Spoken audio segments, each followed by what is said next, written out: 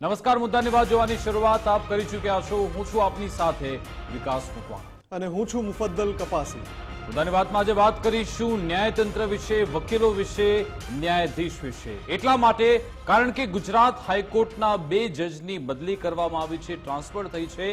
આમ તો ટ્રાન્સફર અને જે પ્રમોશન છે એ એક નોર્મલ રૂટીન પ્રક્રિયા છે, પરંતુ આ જ પ્રક્રિયાને લઈ એક ગુજરાત હાઈકોર્ટના જ્યારે જસ્ટિસની બદલી થાય છે તેને લઈ ગુજરાત હાઈકોર્ટનું જે એસોસિએશન છે, વકીલોનું એસોસિએશન, તેમણે અચોક્કસ મુદ્દતની હડતાલની જાહેરાત કરી છે। તેઓ હવે સુપ્રીમ કોર્ટના જે ચીફ જસ્ટિસ છે, ન્યાયાધીશ, એમને પણ મળવા માટે જઈ રહ્યા છે। આખરે કેમ તેમની સાથે મુલાકાતનો સમય માંગવામાં આવ્યો છે અને જ્યારે આ તો આ રૂટીન પ્રક્રિયા છે પ્રમોશનની કે પછી ટ્રાન્સફરની, તો એને લઈ કેમ સવાલ ઉઠાવવામાં આવી રહ્યા છે, કેમ રજૂઆત થઈ રહી છે, એ મૂળ મુદ્દા સુધી જવાનો પ્રયત્ન કરીશું। ને જે જસ્ટિસની બદલી થઈ છે, 2 ગુજરાત હાઈકોર્ટના જસ્ટિસની બદલી થઈ છે, તેમના જે ચુકાદા છે એના પર પણ ચર્ચા કરવામાં એટલા માટે આવી રહી છે કારણ કે તેમણે જે ચુકાદો આપ્યો હતો તેને ધ્યાનમાં રાખીને કહેવામાં આવી રહ્યું છે કે આ ચુકાદો છે તેને લઈને તેમની બદલી થઈ છે। જો કે એમાં સુપ્રીમ કોર્ટની જે કોલેજિયમ હોય છે એ આ તમામ પ્રસ્તાવ મૂકતી હોય છે, ચુકાદાને કે આ બદલીને કોઈ લેવા દેવા નથી હોતું, પરંતુ વકીલો જે આલમ છે એમાં આ વિશે ખૂબ જ ચર્ચા થઈ રહી છે। આ મુદ્દામાં આપણે અંદર જવાનો પ્રયત્ન કરીશું કે આખરે વકીલોનું શું કહેવું છે, શું કારણ છે, કેમ તેમનો વિરોધ છે, આખરે વકીલો શું કહી રહ્યા છે, એ તમામ વિશે આજે વિગતવાર વાત કરીશું। મુફદ્દલ બિલકુલ। અને વિકાસ, જે જસ્ટિસ છે, જસ્ટિસ સંદીપ ભટ્ટ, એમનું જે પ્રસ્તાવિત બદલી એટલા માટે કે સુપ્રીમ કોર્ટની કોલેજિયમનું રેકમેન્ડેશન છે, હજુ એ સત્તાવાર સ્પષ્ટતા નથી આવી, પણ એ વાત જે સામે આવી છે રેકમેન્ડેશનની, અને એમાં 14 નામ છે, એમાંથી ગુજરાતના 2 છે, એમાંથી એક જસ્ટિસ સંદીપ ભટ્ટ છે, બીજા જસ્ટિસ રોય પણ છે।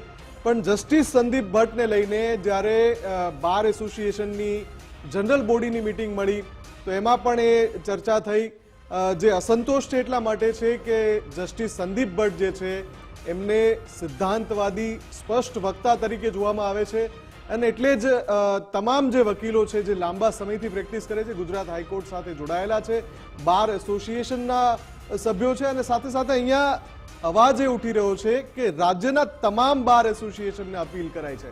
અને આ પ્રકારની ઘટના ઘણીવાર નથી જોવા મળતી, એમ રિપીટેડલી નથી જોવા મળતી, રેર ઘટના કહી શકાય કે જ્યાં આખા રાજ્યના તમામ બાર એસોસિએશનને અપીલ કરાય છે, વિનંતી કરાય છે કે તમે પણ આમાં સહકાર આપો। વિકાસ બિલકુલ, એટલે આપણે આ જજની જે બદલી છે અને જો પ્રસ્તાવ આવી રહ્યો છે તેને લઈ આખરે વકીલ આલમમાં કેમ રોષનો માહોલ છે સમજવાનો પ્રયત્ન કરીશું, કારણ કે આજે આ તમામ વિગતો આપવામાં આવી છે। બ્રેકિંગ સાથે આપણે જોઈશું સમાચાર કે જજની બદલીના પ્રસ્તાવથી વકીલોમાં રોષનો માહોલ છે અને ગુજરાત હાઈકોર્ટના વકીલો કામથી અળગા રહી શકે છે।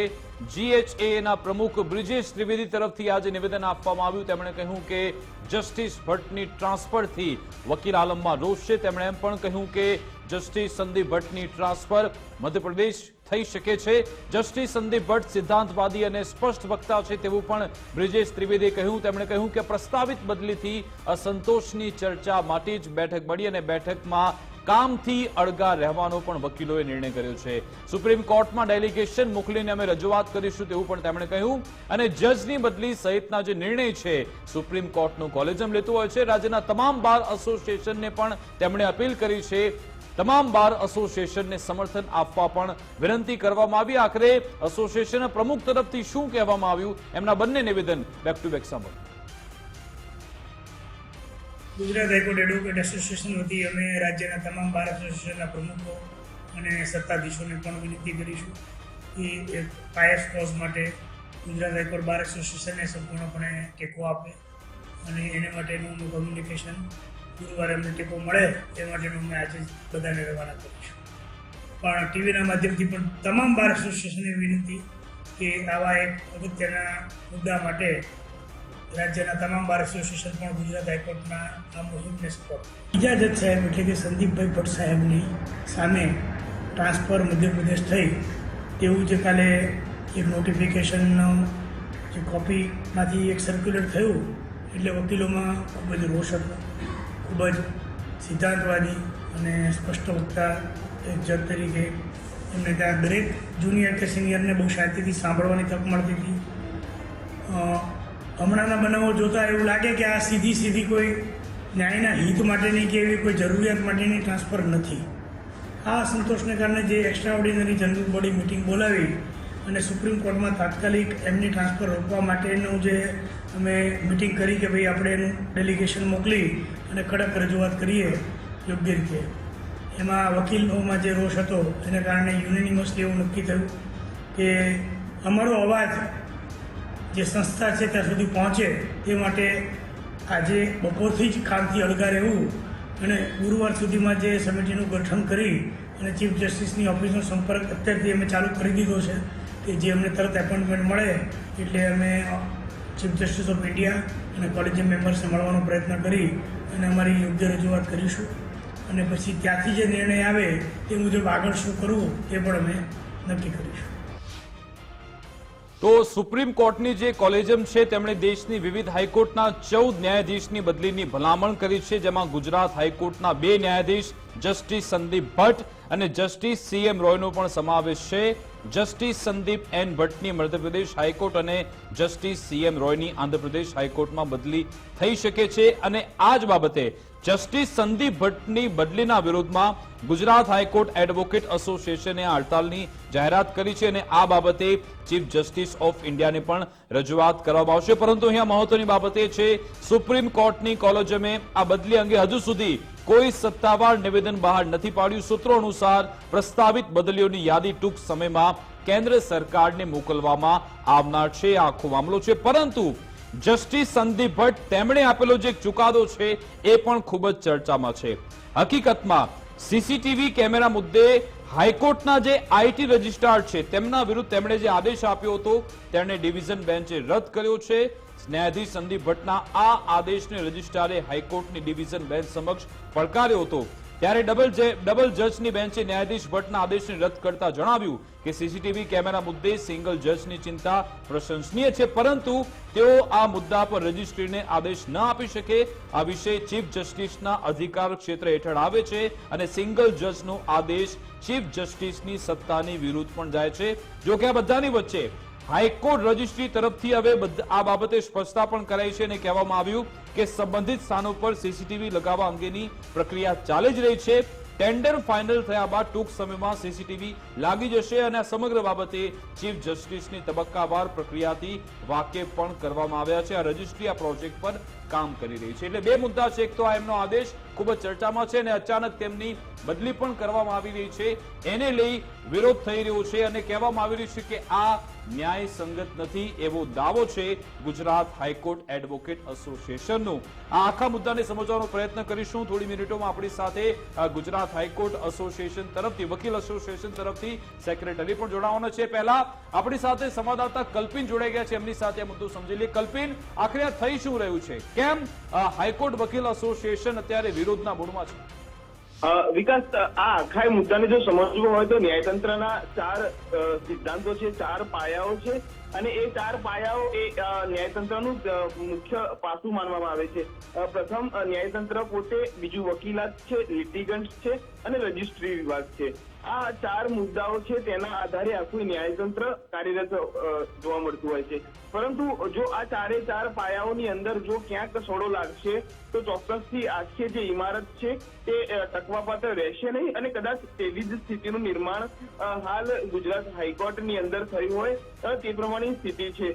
જ્યાં સુધી હું આખી ઘટનાને સમજ્યો છું એ રીતે આખી વાત કરીએ તો જસ્ટિસ સંદીપ ભટ્ટ માત્ર એક ચુકાદો, પરંતુ છેલ્લા 2 વર્ષથી 1.5 વર્ષથી તેમના દ્વારા જે આપવામાં આવેલા ચુકાદાઓ છે તે ગુજરાત રાજ્ય નહીં પરંતુ દેશ આખાની અંદર પ્રશંસાને પાત્ર બન્યા છે.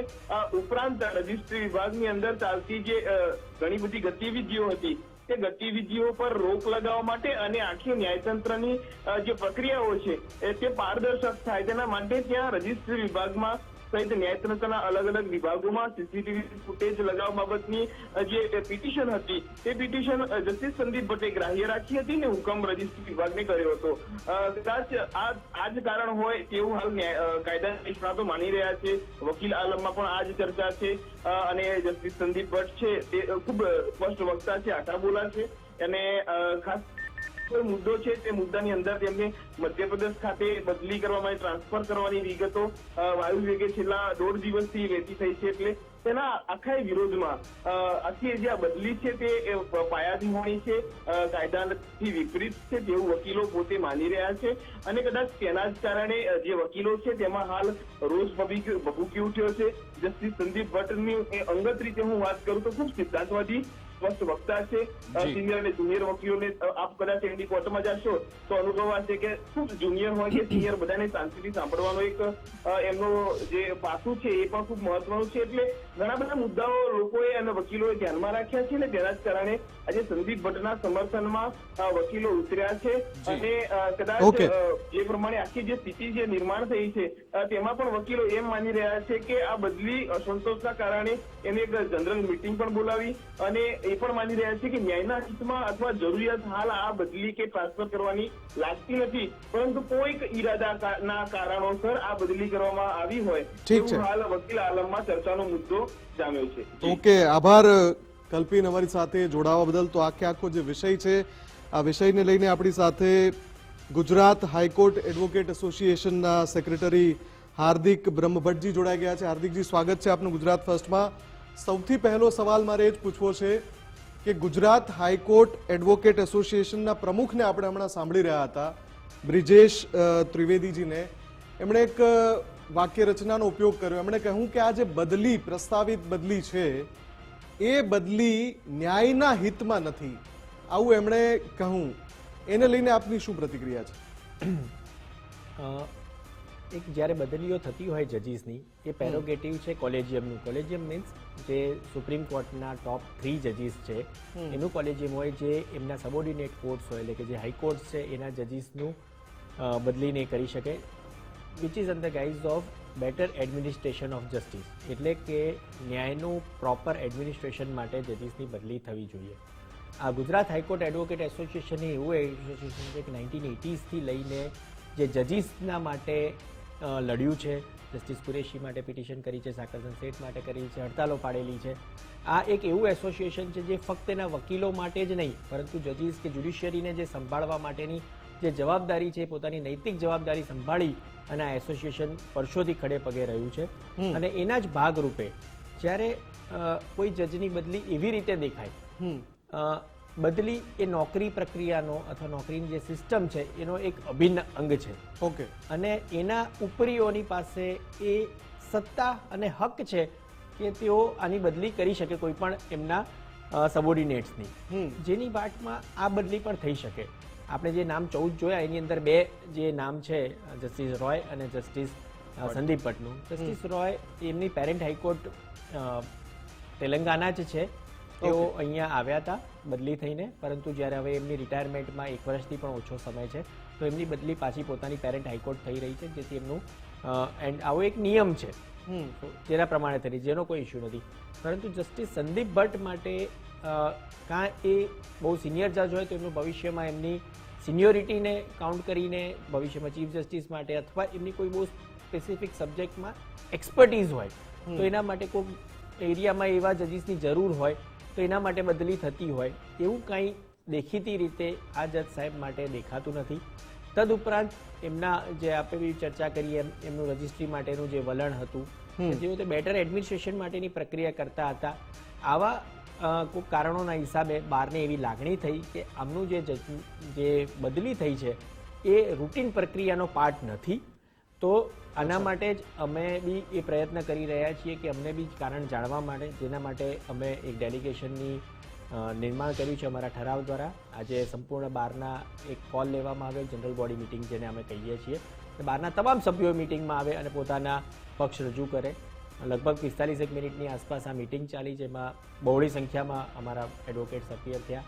સિનિયર એડવોકેટ્સે માર્ગદર્શન આપ્યું અને એક સિનિયર ડેલિગેટ્સ તૈયાર કરવામાં આવ્યું છે, જેમાં પ્રેસિડેન્ટ હું સેક્રેટરી છું તથા અમુક સિનિયર એડવોકેટ્સને બાર કાઉન્સિલના મેમ્બર છે. તમામને લઈને અમે ચીફ જસ્ટિસનો આજે ટાઈમ પણ માંગ્યો છે. જ્યારે મળી જાય એટલે અમે એક પ્રયત્ન કરીએ છીએ કે આ બદલીનું કારણ શું એવો મેળવવાનો પ્રયત્ન કરીએ છીએ. અમને ખબર નથી અમે કઈ રીતે એનો જવાબ મેળવી શકીશું કે નહીં મેળવી શકીએ, પરંતુ આ બારના તમામ મેમ્બર્સને એવું લાગી રહ્યું છે કે આ રૂટીન પ્રક્રિયાનો પાર્ટ નથી. કારણ શું છે એ અમને હાલ જાણવા નથી મળ્યું. એનો પ્રયત્ન કરી રહ્યા છીએ કે કેમ છે, પરંતુ આ જે ક્લિયર નથી દેખાતું કે આ એક રૂટીન પ્રક્રિયા નથી, તો એના હિસાબે અમે આ એક કોલ લીધો છે અને આ જે પબ્લિકમાં એટલે કે અમારા વકીલ મંડળમાં જે આમના પ્રત્યેની સહાનુભૂતિ છે, તદુપરાંત આ એક નોર્મલ પ્રક્રિયા ન દેખાતી હોવાથી અમે એવો ઠરાવ પણ કરેલો છે કે જે વકીલોએ તમામ ભેગા થઈને એવો નિર્ણય લીધો કે આપણે કામથી હાલ અળગા રહીએ અને અમે ચીફ જસ્ટિસ ઓફ ઇન્ડિયાને પ્રયત્ન કર્યો છે, મેલ કર્યા છે અને એમનું એપોઇન્ટમેન્ટ માંગી છે અને આગળની પરિસ્થિતિ એના પછી નક્કી થશે. અચ્છા, ઠીક છે. એટલે આમાં કોઈ એવું આંતરિક રાજકારણ કે હુંસાતુસી કે ખેંચતાણ એવી કોઈ બાબત છે ખરા? કારણ કે સુપ્રીમ કોર્ટની જે કોલેજિયમ છે એ પોતાના એ પ્રમાણે નિયમ અનુસાર બધી બદલી અને પ્રમોશન બધું ચાલતું રહેતું હોય છે, અને જ્યારે આ રીતનો નિર્ણય લેવામાં આવ્યો તો શું એવું કંઈ થઈ રહ્યું છે ગુજરાત હાઈકોર્ટમાં? એ કદાચ હોય તો પણ આપણે એ ચર્ચાને સક્ષમ નથી કે એને કંઈ કરી શકીએ અને આપણે જાણતા બી નથી. અને as an we are the association, અમે એડવોકેટ્સના પ્રતિનિધિ છીએ.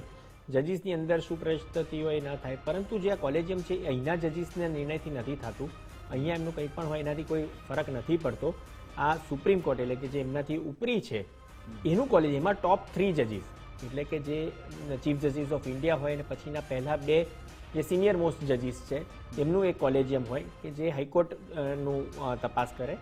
તો એ 3 અને જે એડમિનિસ્ટ્રેશન કરે, તો એ 3 જજનું કોલેજિયમ છે જેમણે એક બહાર પાડવામાં આવી છે મીડિયા કે અમુક રીતે જ અમને પણ મળી છે સોશિયલ મીડિયાના આધારે, કે જેની અંદર 14 જજીસની રેકમેન્ડેશનની વાત છે. આ રેકમેન્ડેશન તેઓ સેન્ટ્રલ ગવર્મેન્ટને કરે અને ધેન આફ્ટર સેન્ટ્રલ ગવર્મેન્ટ એને નોટિફાય કરે.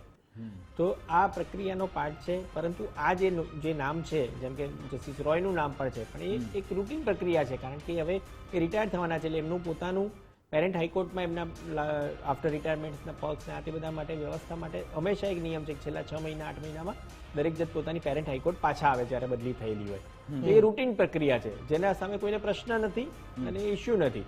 પરંતુ આ સંદીપ ભટ્ટ સાહેબની હાલ એમપીમાં લઈ જઈ અને શું એમનોથી ફાયદો એમપીને થશે એ પણ એક પ્રશ્ન છે. ખૂબ સારા જજ છે, ખૂબ સરસ રીતે બારને સંભાળે છે, ખૂબ સરસ રીતે બાર જોડે ઇન્ટરેક્ટ કરે છે. એટલે બારના જુનિયર મોસ્ટ મેમ્બર પણ એમની કોર્ટમાં જતા સહેજ પણ ખચકાય નહીં, પોતાનો પ્રયત્ન કરીને જેટલું બી પોતાનો કેસ મૂકી શકતા હોય એ કહી શકે અને કાયદા દ્વારા જે પણ થઈ શકતું હોય એ સાહેબ કરે. હાર્દિકજી, 2 સવાલ મારે સાથે પૂછવા છે, વચ્ચે એટલે જ રોકી રહ્યો છું આપને. એક તો અચોક્કસ મુદ્દતની હડતાળ પ્રકારનો નિર્ણય લેવો પડે બાર એસોસિએશનના સભ્યોને અથવા તો હાઈકોર્ટ એડવોકેટ એસોસિએશનના સભ્યોને, આવું શા માટે લાગી રહ્યું છે? એની પાછળ કોઈ બૃહદ બેકગ્રાઉન્ડ છે જેના કારણે હવે આ નિર્ણય સુધી પહોંચવું પડે? એક સવાલ. બીજો સવાલ મારો એ છે કે આપનો જે અનુભવ છે આટલા સમયનો, અને આપ જ્યારથી જોડાયા છો વકાલતની સાથે, આપે આ પ્રકારનો ઘટનાક્રમ આની પહેલા ક્યારે જોયો છે? મારી વકીલાતમાં 21 વર્ષ થયા અને છેલ્લા 8 વર્ષથી ગુજરાત હાઈકોર્ટ એસોસિએશનમાં સેક્રેટરી તરીકે છું. અમારી આની પહેલાં 3 વર્ષ પહેલાં પણ એક જજ સાહેબનું આવી રીતે બદલીનું આવ્યું હતું અને એમાં પણ બાર ભેગો થયો હતો. ત્યારે પણ અમે અચોક્કસ મુદત માટે કામકાજથી અળગા રહ્યા હતા એવો ઠરાવ થયો હતો. અમે ડેડિકેશન રહીને ચીફ જસ્ટિસ ઓફ ઇન્ડિયાને અને ત્યારના કોલેજિયમને મળ્યા હતા અને ત્યારબાદ એવું કહી શકાય કે કારણ ગમે તે હોય પણ એમની બદલી ન થઈ. એની પહેલા જજ માટે એક પ્રસ્તાવ કરવામાં આવ્યો હતો કે જેમને પ્રમોશન ન આપવામાં આવ્યું તેના માટે પણ અમે સુપ્રીમ કોર્ટમાં પિટિશન સુદ્ધા ફાઇલ કરી હતી અને ઇન્ડિયાના ટોપ મોસ્ટ એડવોકેટ્સ અમારા માટે એ પિટિશનને એમણે પરસ્યુ કરી હતી અને એમનું પછી ચીફ જસ્ટિસ તરીકે એમનું એપોઇન્ટમેન્ટ પણ આવ્યું હતું. એટલે આ અમારું કહું છું ને, આ ગુજરાત હાઈકોર્ટ એડવોકેટ એસો 1980માં જ્યારે પહેલો ફર્સ્ટ જજીસ કેસ કહેવાય છે બદલીની જ્યારે પ્રક્રિયાની ચેલેન્જ થઈ સાકરચંદ શેઠ સાહેબનું 1980માં, ત્યારથી લઈને એસોસિએશન 2025 સુધી અમારા જેવા કેટલાય જે હોદ્દેદારો બદલાયા, મેમ્બર્સ બદલાયા, પરંતુ અમારો જે જુસ્સો અને અમારી જે જોમ છે એનું એ જ રહ્યું છે.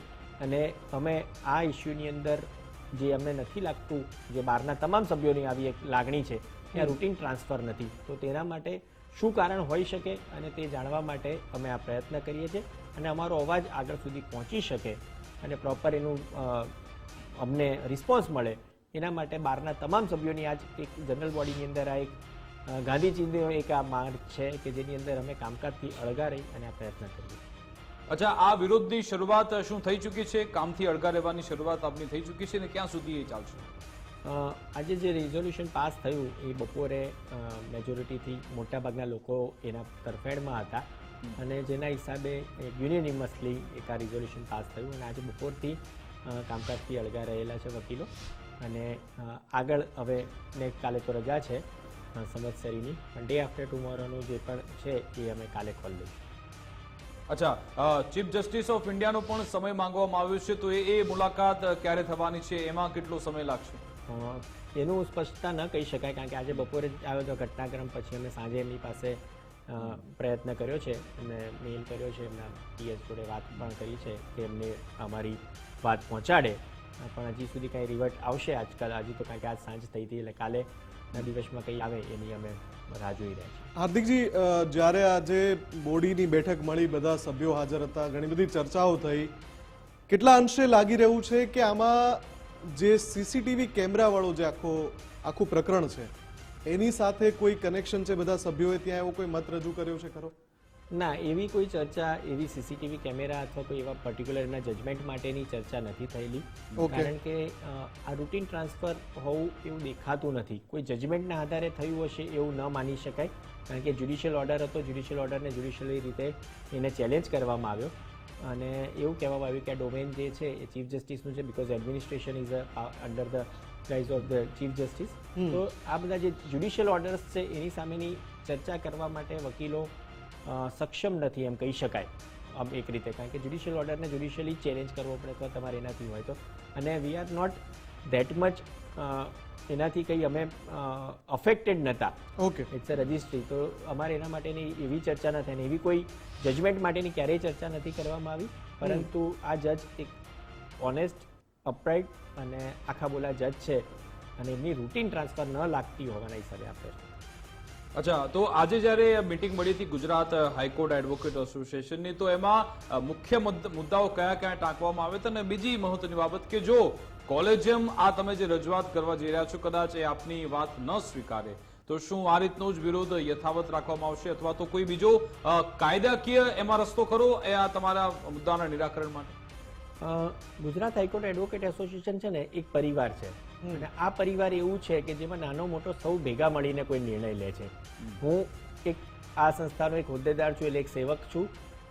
મારી પાસે એવું કોઈ પાવર નથી કે એવી કોઈ અમારી સિસ્ટમ નથી કે અમે લોકો કોઈ એકલા નિર્ણય લઈ લઈએ. આ જનરલ બોડી એટલે કે અમારા તમામ બારના સભ્યોને ભેગા મળીને નિર્ણય કરવામાં આવે છે.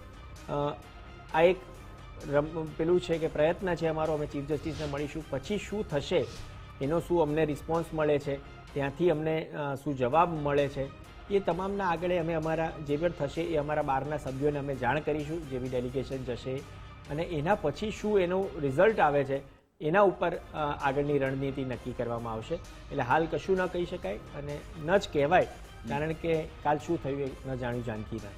એટલે મારો પેટા પ્રશ્ન એમાં તો કે શું એમાં કોઈ કાયદાકીય રસ્તો છે ખરા આપની પાસે? પિટિશન કદાચ થઈ શકે. પિટિશન થવો, દેખો તમને ક્યારે પણ કોઈ પણ રીતે અન્યાય લાગે, એ અન્યાય તમારો લીગલ હક છે, ફંડામેન્ટલ હક છે, આવા બધા ઘણા બધા જે આપણને લો કાયદા દ્વારા, બંધારણ દ્વારા જે હક મેળવવામાં મળ્યા છે એના અંડરમાં આપણે કોર્ટની સમક્ષ તો જઈ જ શકીએ છીએ. એસોસિએશન એનું એ પણ એ આ એડમિનિસ્ટ્રેશન ઓફ જસ્ટિસ જે કહેવાય ન્યાયની પ્રણાલી એનો એક પાર્ટ છે, અને ન્યાયની પ્રણાલી કે જે પ્રથા છે એની અંદર ક્યાંય પણ કોઈક વિક્ષેપ આવે અથવા કોઈક અલગ વસ્તુ થતી હોય ને એનાથી નારાજ હોઈએ તો વી આર 100% અમે એના માટે પિટિશન કરી શકીએ એમ છીએ, પરંતુ એ નિર્ણય હાલ પૂરતો કોઈ લેવાયો નથી. અને જો ભવિષ્યમાં આવું કંઈ થશે તો અમારું આ જનરલ બોડી ભેગા થઈને જ આ વસ્તુનો નિર્ણય લેશે. બિલકુલ, આભાર હાર્દિકભાઈ અમારી સાથે જોડવા બદલ, ચર્ચા કરવા બદલ. તો ગુજરાત હાઈકોર્ટના જે જસ્ટિસ છે ભટ્ટ સાહેબ, એમની બદલીનો આ વિરોધ કરવામાં આવી રહ્યો છે અને હાઈકોર્ટ વકીલ એસોસિએશને તેમનો નિર્ણય કર્યો છે કે અમે પહેલા સુપ્રીમ કોર્ટની કોલેજિયમ છે એમની સાથે મળીશું, સીજેઆઈ સાથે મુલાકાત કરીશું, ત્યારબાદ અમારો આગળનો નિર્ણય કરીશું. પરંતુ ઘણા સમય બાદ આવું જોવા મળ્યું છે કે જસ્ટિસની બદલી થાય છે અને પછી તેને લઈ આ રીતે આખું હાઈકોર્ટ એસોસિએશન તેમના સમર્થનમાં આવે છે કે આ બદલી અત્યારે ન થવી. જોવાનું રહેશે કે આ મુદ્દે હવે